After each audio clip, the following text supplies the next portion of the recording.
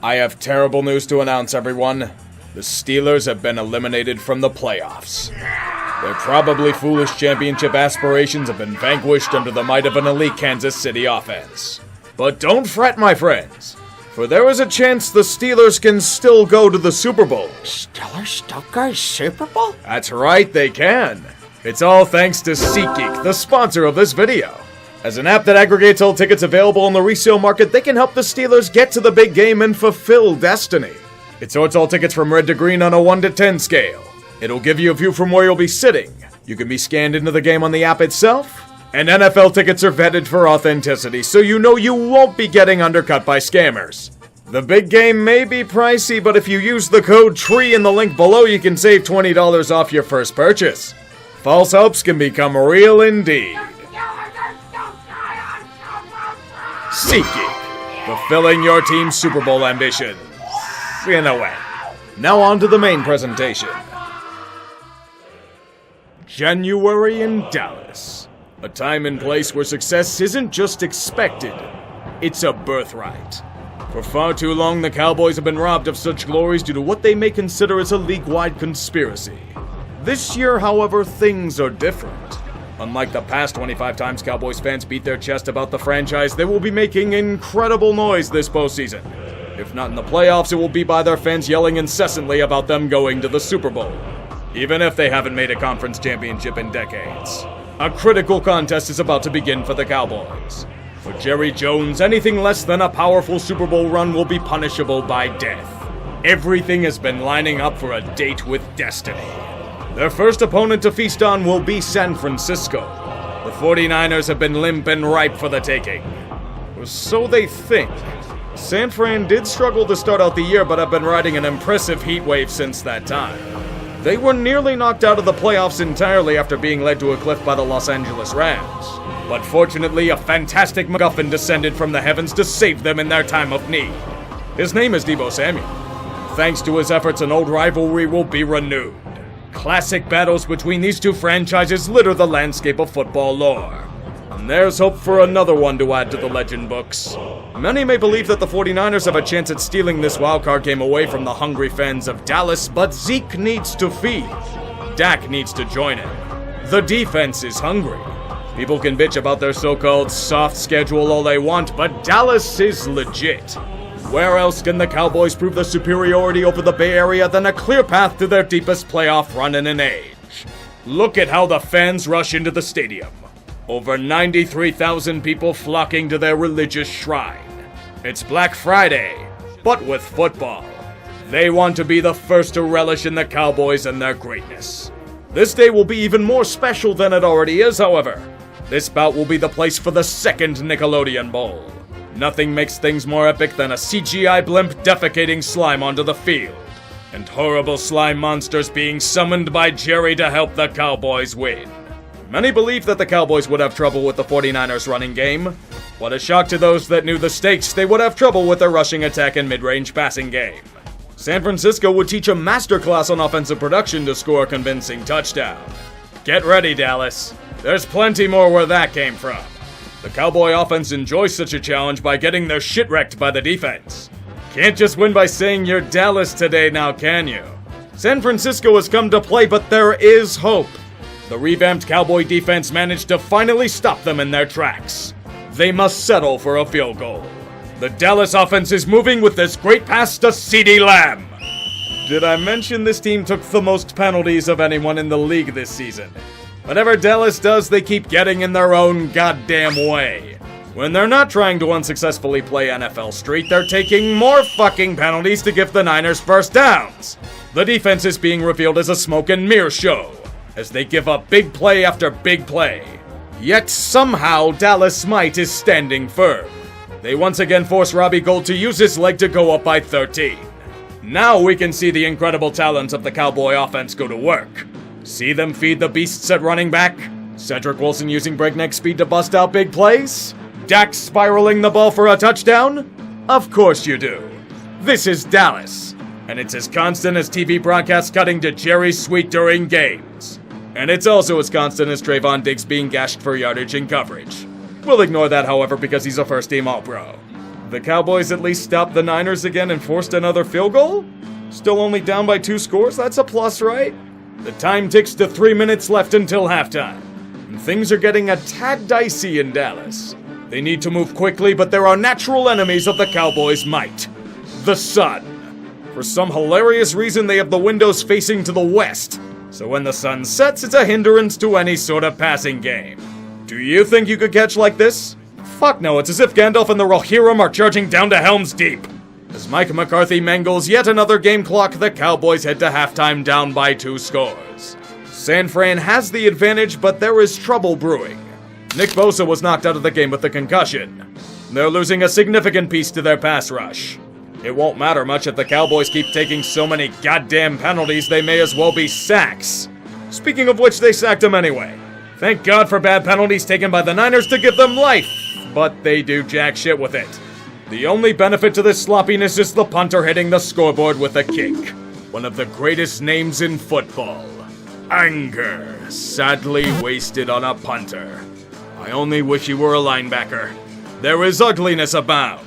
Miscommunications, more goddamn penalties by the Cowboys, Dak dying because he has no line, and then throwing a brutal interception near his own red zone. Is this your king, Dallas? Because I'll show you a true king. His name is Debo, and he's scoring touchdowns when he's not starring alongside Ice Cube in Friday. Dallas is suffering another deep depression.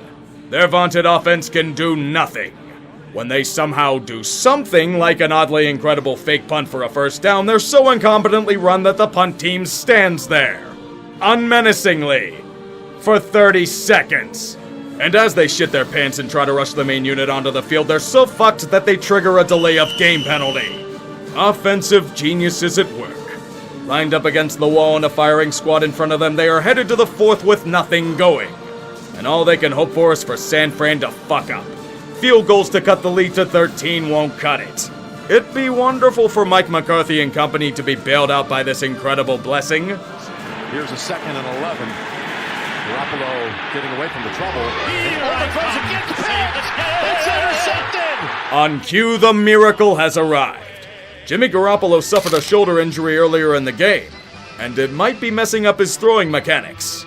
The Cowboys have life. Thank the gods for this bounty. Mike McCarthy is going to be carried by the talents of guys like Dak yet again. We have a game. Even worse for San Fran, Fred Warner went down with injury and will be out for the remainder of this contest. I swear to fuck, Niners, if you blow this, Kyle Shanahan will never be able to live his blown leads down. We hate it, but San Francisco is embracing the powers of self-destruction. So Dallas has a chance to be insufferable for yet another week. Look at their opportunistic chances to overcome their own fuck-ups. They have a chance to do something great, but time is running short. Every trick in the book is used, but 4th down is upon us. We pray that talent does not save them again. They're coming! You bet they are. Here they come. They're on them. Desperation heave, and it's incomplete. He's open. Sometimes that kind of magic can only go so far. It was a great effort by both QB and wideout, but not enough to convert in the end. Your dream shattered because Cedric Wilson was unable to hold on to the ball. Wow, we feel so sad for you. And all was finished and nothing happened from this point forward. The end. This was the end of the game, right? It isn't? Jesus Christ, refs, just let it fucking end! Nobody wants Dallas to win! God damn it, don't respot the ball to Rob Debo for first down! End this waste of a video already! 4th and inches. They move Williams to the right side. There is the sneak, and he's successful again. God damn it, Niners. Are you trying to get people fired? They snapped the ball before Trent Williams was set. It's bullshit, but the rules are the rules.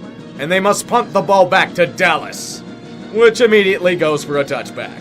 Dak has time to get the 75 yards they need, but the Cowboys have no timeouts. Fortunately, San Francisco was trying to hand them the win and cannot comprehend the obnoxious abilities of Jerry's boys. The seconds are ticking, and Dallas is at a fever pitch. But even we cannot comprehend the greatest trick play of all. You need someone, San Francisco, to get to the quarterback here. Prescott takes off running the football. Whoa, I don't think this is going to work out. Well, they'll be able to block this. They were playing for it. 4th down. Oh, my gosh. Official gets in the way. It's over. The game is over. Oh, he did. Gridiron seppuku. This is some of the most hilarious shit I've ever seen. You ran a quarterback draw up the middle with no timeouts? And it wasn't only called by offensive genius Kellen Moore, but approved by McCarthy. With a lack of awareness like that, Dallas deserves to eat all the fucking shit in the world. But the cries of ref ball will be heard throughout the land. I thought this at first, but they were so unprepared for the moment that this deserves a deep dive. First, the call. Dak runs the QB sneak, but doesn't slide until he's near an opposing player. Not at around the 30 or 35 for a Hail Mary, which takes about a second or two off the clock. As they get up, nobody's showing urgency. But to the naked eye, it looks like there was some of the most heinous ref ball interrupting the snap. Here's why the ref ran into the fray. An official must set the ball before it can be snapped. If Dallas ran a play, it would have been a penalty and 10-second runoff, thus ending the game. Yet, even if they managed to snap it with a second left, Dak spiked the ball with no time on the clock. So the game would have ended there as well. Good fucking job, Dallas. You're so inept that you played yourselves and claim it's a conspiracy. The only thing the Cowboys and their fans gain is another notch to their entitlement and victim complex. As America's team considers this the new death sketch, fans celebrate their alleged robbery of greatness by chucking garbage at the officials. Cowboys players and the useless blowhard of a coach approve of such acts, because it's best to ignore the 14 penalties they took for 89 yards and sloppy play all around. The city really does get its wish. You have a scapegoat to criticize instead of looking inwards at your own fuck-ups. Bravissimo. That's not to ignore the blatant ref ball that happened, however. After Deebo Samuel was tackled, there was a minute and 13 seconds left on the clock. After minutes of deliberation, the clock is set to 1:04 and a 25-second runoff. Considering a 40-second play clock, this should be set to 58 seconds instead. Dallas gained 6 seconds there. During the rundown, Kyle Shanahan calls a timeout with 38 seconds left to burn as much clock as he can. Yet when they run fourth down, the clock shows 40 seconds. Dallas added 8 seconds to their final drive. The ref ball was against San Fran. I don't want to hear a fucking word about how Dallas got robbed because they didn't. They deserve to reach their 11th straight playoff without reaching an NFC championship. Neither team deserved to advance if I'm being completely honest. They both sucked. The worst part is that Cowboys fans will never shut the fuck up about this so-called steal. But as we all know, when Dallas loses, America wins. And on Nickelodeon of all channels, so even the kids can cheer with us. Best of all, the Cowboys want to keep Mike McCarthy, and they're probably losing a ton of free agents with the cap crunch they're about to experience. So the laughter is going to keep on coming. It's a day where we can shout this with pride. How about them Cowboys? Oh my God! I wish I could fix this. Come on, your son did. Oh my God, man! Oh my God, man! Those are great people. It's beautiful. This is beautiful, man. You're gonna hijack the show with this, man. In the house. That's what I'm talking about. Look at her, and look at the sister right there. That's my favorite one right there. She looking at y'all ain't worth a damn. That's what that look is. That's what that look is right there. Leave it to the sister to be real, right? You see that? Oh, she's showing with the blue wig on. Look at this brother right here. These jokers That's out of beautiful, here. man. I'm done.